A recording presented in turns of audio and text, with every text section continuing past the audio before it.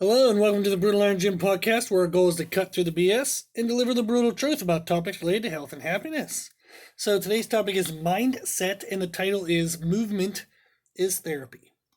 So, yesterday I was working out, and as I usually do, I was listening to my headphones, and typically I'll listen to an audiobook of either like a business development or a personal development type book, or I'll listen to a podcast, whether that's like kind of like scripture based or whether it's like a business relation thing or just usually something that I can use that benefits me or has a lesson in it.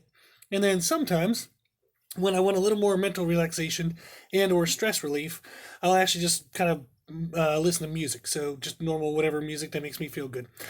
So yesterday was one of those days where I was just mentally fatigued and I wanted to just have kind of time to quote unquote turn my mind off. And for me, that means just listening to music and kind of diving into my training. So I love working out. Is what I do for mental and emotional health. It's what I do for stress relief, all that stuff. So it's something I actually enjoy, and I enjoy creating ideas or creating exercises, trying new things. So I've been lifting for 20 years. I've been a personal trainer for 18 years. And you would think I'd be bored of this stuff, but I freaking love it. And every day I watch training videos, nutrition videos. Every day I try to experiment and do new workouts. So the idea of it is just to continue to learn and develop myself mentally and physically. And it helps me develop myself emotionally as well. And I figured, given the current situation the world is in, that it's going to be very important for us to maintain self-care routines. And that means in this podcast, we're going to discuss basically emotional and mental health self-care and how you normally do self-care, if you do it at all, or even if you're aware that you do it or not. How you would normally have done that has undoubtedly had some kind of change to it, given the change to kind of all of life at this moment.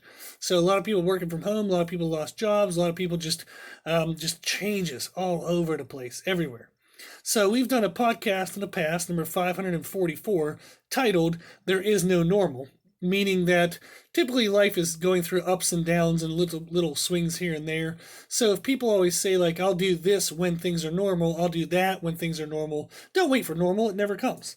So typically life is just always evolving up and down, and those little kind of stagnant points between the ups and the downs is what we consider normal, but it's never been consistent in your entire life. So why do we expect it to be consistent at some magical time in the future when we'll take care of all of our goals and, become our best selves? Is absolutely stupid that we think that, because there is no normal.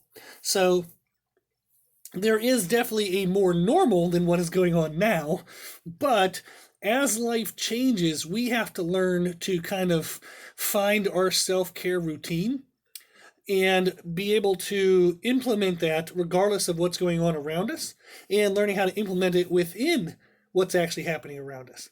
So you will always be presented with obstacles and changes and challenges, but finding a way to manage your emotions amid changes is extremely important. And it's important to find healthy ways to do so.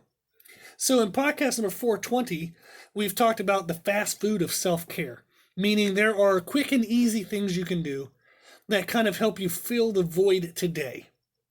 But they are not things that typically allow us to feel less stressed tomorrow. So a lot of people, when they think of self-care, they think of what they're doing today to make themselves feel less stressed. It's typically just, what can I do today to get through today? They're not thinking about tomorrow. So they're just trying to, like we said, get through the day. But how are they going to build margin so they don't feel as stressed each day? So if what you're doing currently to make yourself feel better per day isn't allowing you to feel better tomorrow, then what you're doing is the fast food of self-care. You're not investing into your life. You're just kind of covering up and filling the void. So we don't want to do those things. We want to do the things that actually help us develop margin so we don't feel stressed overall over time. So as I kind of fill the void from day to day to day, nothing ever gets better. I always feel stressed, I always feel worried, I always feel worn out, and nothing seems to be different week by week, month by month. But if we pick healthier ways of self-care, we can build margin over time and feel less and less stressed as we go through our life week by week, month by month. So one of the best ways to build margin, one of the best ways to take care of self-care is physical movement. Not only does it improve your health, it also improves your mind. So one of the things that I love the most about physical movement is the development of skill. So skill development process. It keeps your mind busy at something. So idle hands are the devil's playground. Idle minds don't do well either. So if your mind is idle, you tend to have more anxious thoughts, more worry. You tend to have more free time in the depths of your brain, which for most people is not really the best thing. So what's deep down in there, they might not want to like root around and play with. So being busy helps distract oneself from kind of negative thoughts. You can also, with skill development, you can see tangible progress. You can see that you are getting better.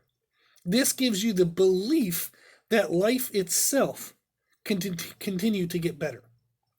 So as I develop, say, my ability to do a push-up, so I do like slow eccentric push-ups, I do, some other type exercises here and there, there's a billion of them. But if I try really hard and in 3 or 4 weeks, all of a sudden I can do a push-up, I feel better about myself. I feel kind of excited about what I've been able to achieve. I can see that things have gotten better. Therefore, I have the belief that in the future, things will continue to get better. So by investing into physical movement, by investing into some type of skill development, you can invest into your future. And this develops the positive mindset belief that life can improve. First of all, that life can be changed. That's a huge thing. And that it can be improved. So those are very important things. So when I think through myself, like my own life, and what physical movement has done for me, is one of the main reasons why I first started working out when I was younger is because I didn't like the way I looked. I was pudgy, had no muscle, I was like a skinny fat kid, didn't like anything about the way I looked, nothing. So I remember when I started working out every day, I was super highly motivated to make some changes, and overall, like over time, within like say, I believe like within like 2 or 3 years, I started developing a kind of a funny phrase to myself was that every day, if I continue to work out, if I continue to exercise, if I continue to invest into my physical self, every day is the sexiest I've ever been. So I've joked about this in past podcasts, but that gives you a ton of confidence. So this day, for those looking at YouTube, I apologize to say this because it make you feel awkward right now, but this is the sexiest I've ever been. And there's tons of confidence in that. So knowing that I invested into my physical self today makes me feel more confident in my physical self. Yeah, there might be some things I still want to improve on, but I know that I've gotten better on other things, so I know those things will continue to improve as well. So knowing that today is the best I've ever looked gives me more confidence in myself. Okay? I also think about how I developed more confidence in my self-ability, my self-belief, in what I was capable of. So in the last 20 years, I've doubled my 1-rep maxes. So my total of like best squat, bench, and deadlift have doubled since I was 18 years old. I'm 36 now. I started lifting when I was 16. But I would kind of like 2 years in would be kind of a more real scenario of what my maxes would be. So anybody who just kind of starts, you can definitely improve from the first day you ever do them. But 2 years in was what my capabilities were at that time. So think about what you've been able to do in the first 2 years, and then double that. So it was much past like the beginner gains. I've been able to double my 1-rep max totals, and I've added 100 pounds of lean body mass to myself. So when I graduated high school at 18 years old, I was 165 pounds and chubby. Right now, I'm 270 some pounds, and I'm actually at a lower body fat percentage than what I was when I was 165 pounds. So I've added 100 pounds, and I'm actually leaner than I was 100 pounds ago. So to me, that's pretty damn extreme. So I've been able to get twice as strong as I was when I was 18, and I've been able to add 100 pounds, been able to add a small human being to my body. So that gives me tons and tons of confidence in what I'm able to achieve. Then also it taught me patience and perseverance. So I've learned how to kind of break big stresses down into step-by-step actions. That's what I had to do in workouts. So I've talked about this in the past. I've done a workout before where I did 1,000 squats of 135 pounds. I've done a workout where I did 1,000 reps on a leg press at sets of like 20 to 50 at a time. So I've done big repetition workouts, and learning how to handle the stress of that emotionally and mentally was allowing me to build up those capabilities to handle big stresses in life emotionally and mentally. Then finally, the biggest benefit that physical movement has allowed me is emotional outlet. So the whole goal is to kind of like, break stuff before I break people. So that kind of thing.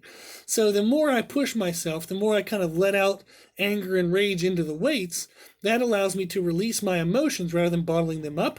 And it allows me to release them in healthier ways than just screaming at everybody around me, whenever really it's my interpretation or my emotions, it's my things to control rather than dumping onto everybody else.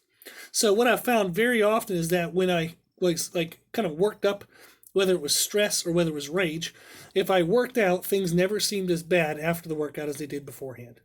It always allowed me to have kind of more mental clarity and allowed me to feel calmer in terms of inner energy, whether that was anxious energy or anger energy.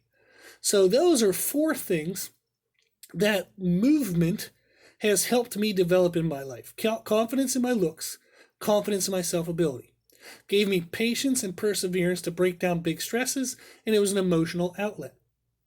So for all of those reasons, and many more I'm sure, movement is therapy.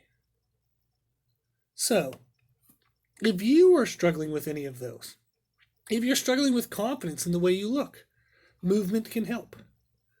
If you're struggling with confidence in what you're able to do in life, your abilities, movement can help.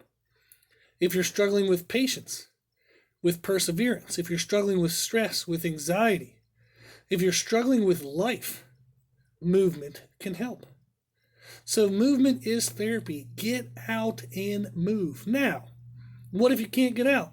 Then get up and move, okay? So move. Do something.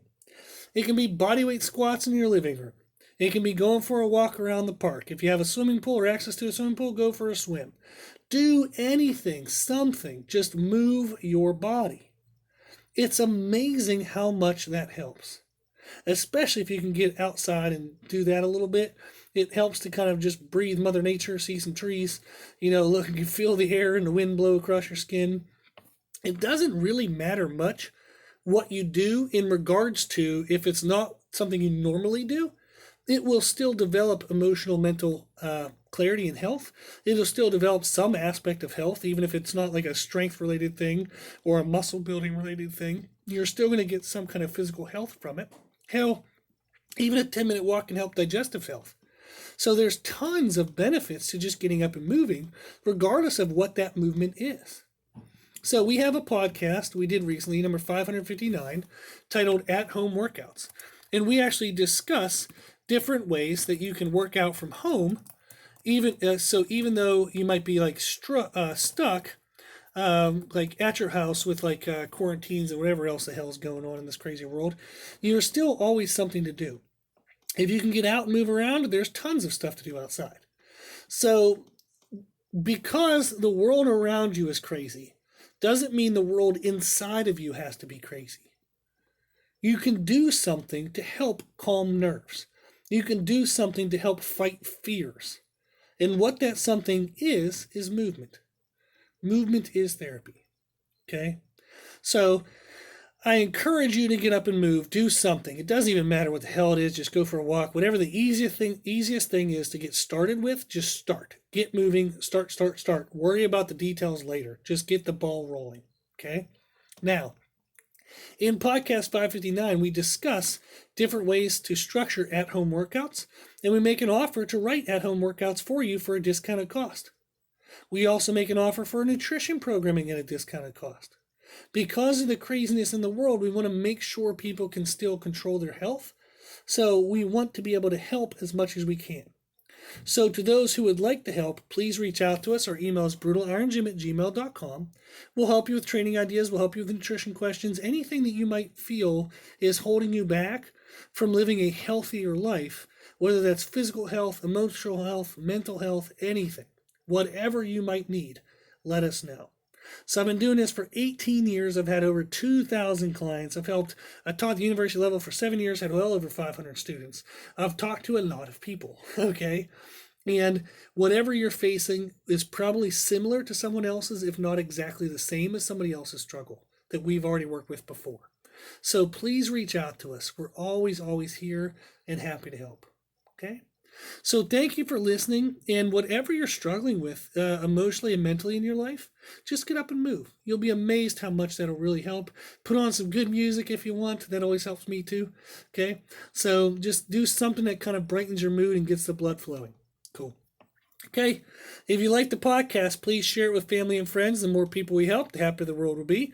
Also, if you like this information, you can find more from us on Instagram, Facebook, and Twitter at Brutal Iron Gym. And if you have any questions, feedback, or suggestions, we'd love to hear from you. The podcast is for you, so we want to know what you want to learn about. You can tell us in our email at brutalirongym@gmail.com. As always, I hope this was helpful, and thank you for listening. And thank you for watching.